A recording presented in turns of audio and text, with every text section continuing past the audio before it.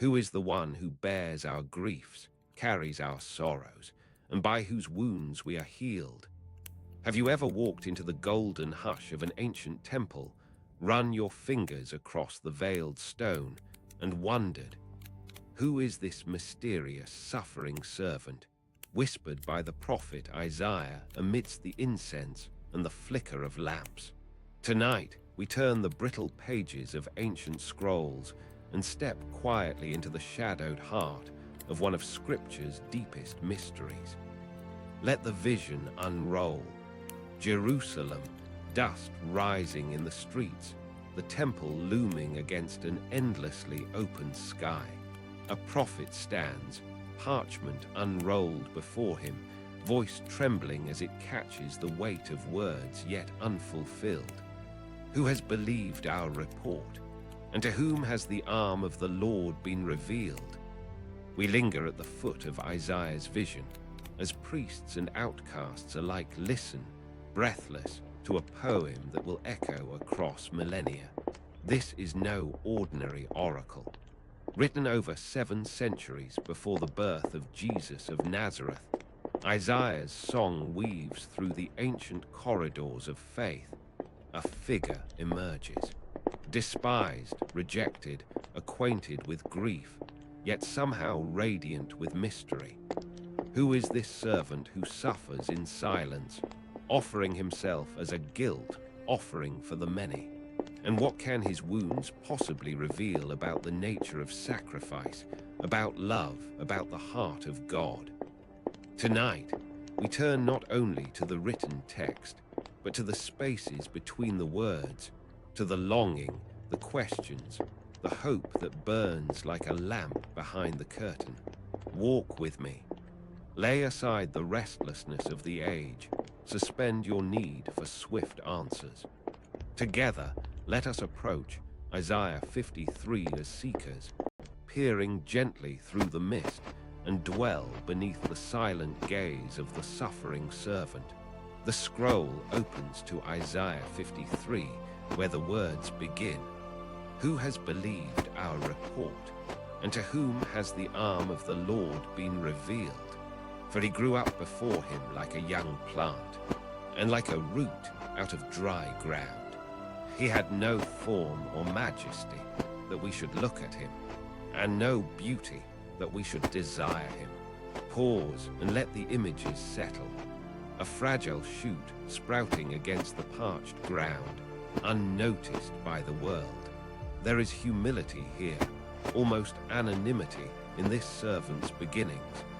Not a king garbed in spectacle, nor a warrior whose entrance shakes the city gates, but a tender, vulnerable sprouting. In the drought-ridden context of ancient Israel, a root surviving against all odds would have spoken volumes to the exiled and the weary. The people hoped for strength, a mighty arm overtaking enemies. Yet Isaiah paints instead a servant whose strength is first hidden, easy to overlook. He was despised and rejected by men, a man of sorrows and acquainted with grief, and as one from whom men hide their faces. He was despised, and we esteemed him not. What does it mean to stand, not at the center of applause, but on the margins? In the courts of Judean kings, in the bustling trade lines beneath the sun, honor and glory were prizes pursued and cherished. And yet, the servant steps into the shadows, becoming intimately familiar with suffering, overlooked by those who hold the world's esteem. Here is a portrait set as a stark contrast to the expectations of ancient power. But how deeply does this identification with pain reach? The prophet's voice carries us deeper. Surely he has borne our griefs and carried our sorrows. Yet we esteemed him stricken, smitten by God and afflicted. Behind these words is a claim almost too wondrous to contemplate, that an unnamed figure does not suffer only his own troubles, but bears the wounds of others. The ancient world, with its rituals of sacrificial animals, understood the idea of one creature bearing for another. But here, Isaiah turns the image inward. The servant, unresisting, draws near to the very heart of human grief and carries it as his own. And yet the world misreads the scene. We esteemed him stricken by God. How often does suffering seem a curse, an abandonment? Yet the prophet suggests a paradox, that suffering can, in fact, be a channel of mysterious grace, a sign not of God's distance, but of his nearness. But he was wounded for our transgressions. He was crushed for our iniquities. Upon him was the chastisement that brought us peace, and with his stripes we are healed. Pause, listen. Scroll after scroll, lamb after lamb, the entire sacrificial system of Israel pulses just beneath these words. The Day of Atonement, the Passover night, the silent awe as blood brought forgiveness before the altar's fire. The servant's wounds are not a private pain, but a balm, a strange healing offered to many. The word translated wounded, pierced, glimmers with prophetic intensity, the flesh torn open so that something deeper can at last be restored. We all, like sheep, have gone astray. We have turned, every one to his own way, and the Lord has laid on him the iniquity of us all. In these lines, the prophet's voice becomes a mirror. Ancient Israel, and indeed all humanity, is likened to sheep scattered, wandering on unseen paths. The servant is marked not by his own guilt, but by the burdens of the many. Tradition had specified that each was, in the end, accountable for their own sin. Yet Isaiah envisions a reversal. The Lord himself orchestrates a transfer. The lost may be restored, but only through one who will bear the cost. He was oppressed, and he was afflicted. Yet he opened not his mouth, like a lamb that is led to the slaughter, and like a sheep before its shearers is silent. So he opened not his mouth.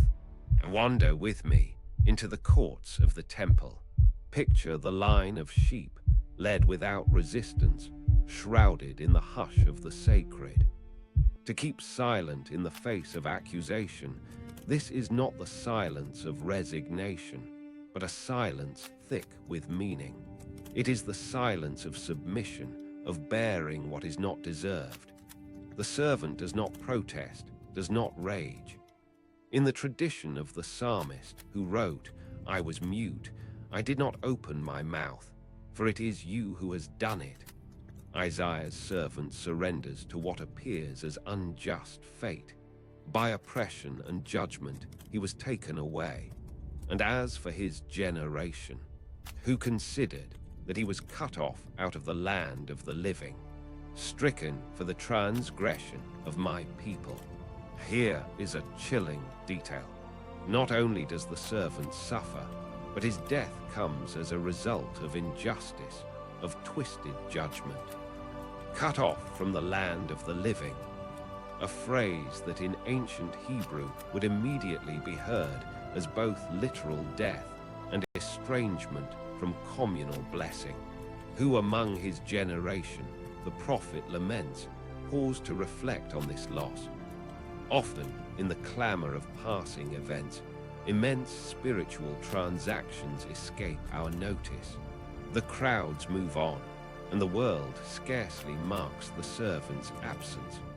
And they made his grave with the wicked, and with a rich man in his death, although he had done no violence, and there was no deceit in his mouth.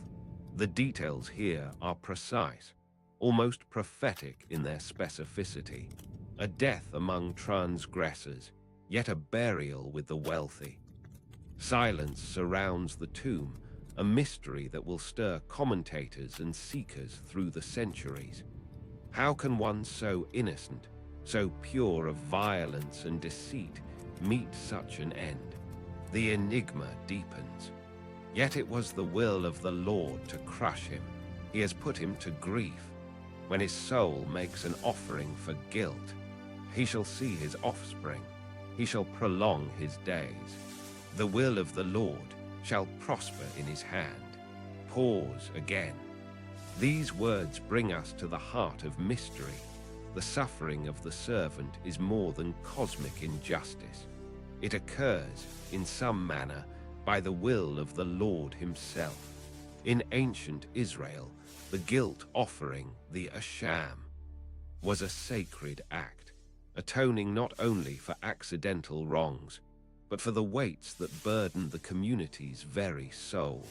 Here, the servant is identified not only with the offering, but with its acceptance, even its astonishing aftermath. He shall see his offspring, he shall prolong his days. Death, the prophet dares suggest, is not the final word. Out of the anguish of his soul he shall see and be satisfied. By his knowledge shall the righteous one, my servant, make many to be accounted righteous, and he shall bear their iniquities. Take a moment to let these words resonate. The servant righteous not for his own sake, but that he might make others righteous, that through his anguish a reconciliation, a healing, a deeper satisfaction is achieved. The many, a word that echoes throughout the ancient Hebrew, encompassing beyond any one nation, one moment. His suffering is not an isolated tragedy, but the fount of something larger, a river springing up in the wilderness of guilt and wandering. Therefore, I will divide him a portion with the many, and he shall divide the spoil with the strong, because he poured out his soul to death, and was numbered with the transgressors. Yet he bore the sin of many, and makes intercession for the transgressors. Here the scroll closes, and we are left with the vision of the servant, victorious, yet scarred. The language of spoils and reward would suggest a warrior's triumph, yet it is achieved not through conquest, but through the outpouring of the soul unto death. The servant, who descended among the transgressors, who bore the sins of the many, now stands as an intercessor, one who makes supplication on behalf of others, who bridges the chasm between judgment and mercy. So, who is this suffering servant? For generations, the identity of this figure has been the subject of awe-filled discussion and sacred debate. In ancient Israel, many saw the servant as symbolic of the nation itself, Israel personified, brought low in exile, enduring beyond what could be borne, yet ultimately vindicated by the hand of God. In this reading, the servant's wounds correspond to the nation's suffering, endured not for themselves alone, but for the sake of the world. Others, through the lens of the post-exilic hope, imagined a prophetic figure, an anointed one yet to come, who would embody both humiliation and future glory. Still others, including many among the earliest followers of Jesus, heard the servant's song as a transparent foreshadowing, a whisper of the Messiah who would, in time, fulfill the deepest longings of the text. Indeed, by the 1st century, the scroll of Isaiah was being read in synagogues and homes throughout Palestine. When the Ethiopian eunuch, in the Acts of the Apostles, read these very words, he asked Philip, "Of whom does the prophet speak? Of himself or of someone else?" Philip answered by pointing to Jesus, the one who, in the Christian confession, entered Jerusalem humble and riding on a donkey, was rejected, scourged, and crucified outside the city's walls. Pause and recall the details of the Passion narrative. Jesus, silent before authorities, bruised but uttering not a threat. Executed among transgressors, yet honored in his burial with Joseph of Arimathea, a man of means. The seamless tunic, the mockery and the scourging, the final prayer, "Father, forgive them, for they know not what they do." For centuries, Christians have found in Jesus the fullest embodiment of Isaiah's vision, a Messiah whose glory is hidden in humility, whose exaltation springs from suffering. And yet, let us not hurry past the ancient ambiguity. Rabbinic tradition, with careful reverence, lingers on the plurality of meaning. Is the servant Israel, or Messiah, or perhaps the figure of the prophet himself? Some midrashim saw the servant as Moses, suffering for the people. Others even suggested Jeremiah, known as the weeping prophet, whose own life was marked by sorrow and rejection. The servant's identity, across Jewish readings, remains layered, potent with the possibility that our suffering, whether communal or individual, can be taken up by God for a purpose not yet fully revealed. Historical context compels us to wrestle with these interpretations. In Isaiah's day, the wounds of exile were real, the longing for restoration immense. The poetry of the servant gave words to the hope that through suffering, whether of prophet, nation, or anointed one, redemption could break through. But even for those who see Jesus as the direct fulfillment, the mystery remains unexhausted. The New Testament, in texts such as 1 Peter, Hebrews, and the Gospels themselves, interprets Jesus' death through the lens of Isaiah 53, describing a sacrifice that is neither arbitrary nor senseless, but chosen, embraced. By his wounds you have been healed. Here, the suffering servant becomes not only a type, but a living, breathing reality, a savior who enters the full depth of human pain to bring forth an unanticipated peace. Let us pause in the shadows, holding both the ancient text and its messianic echoes. What does it mean to say that the wounds of one can heal the many? That loss and rejection can harbor hidden victory? Can we face, without turning away, the challenge of a suffering that confounds justice, yet is woven with redemptive purpose? Throughout Christian worship, the servant's poem is read during holy days. Good Friday's darkness, Easter's first trembling light. It calls forth reflection. Can sacrifice truly be the path to restoration? Do we dare to trust the logic of grace, where the last are first, the wounded are healers, and the crucified alone carries the peace we seek? Contemplate for a moment the symbolism. The servant as a tender shoot insists on hope against hope. As one who is stricken, insists on the dignity of the afflicted. As one vindicated, breaks open the promise that justice need not come through violence, but through a love that is poured out.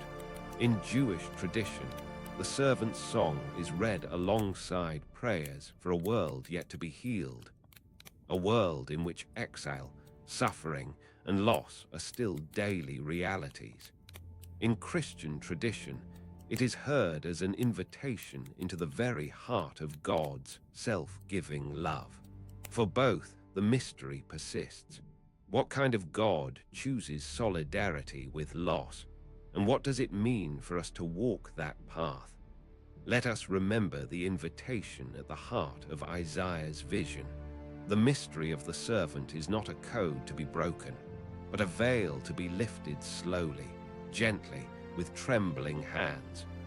In each generation, the words call forth not only wonder, but imitation. If healing comes through wounds, are we willing to let suffering form compassion in us? To become intercessors, as the servant was, for those numbered among the lost, the weary, and the unseen. Beneath the golden hush of history, the servant remains a living question. His identity, manifold, luminous, hidden in suffering and revealed in love, quickens the soul to consider our own place in the great story. What suffering do we witness in our own world?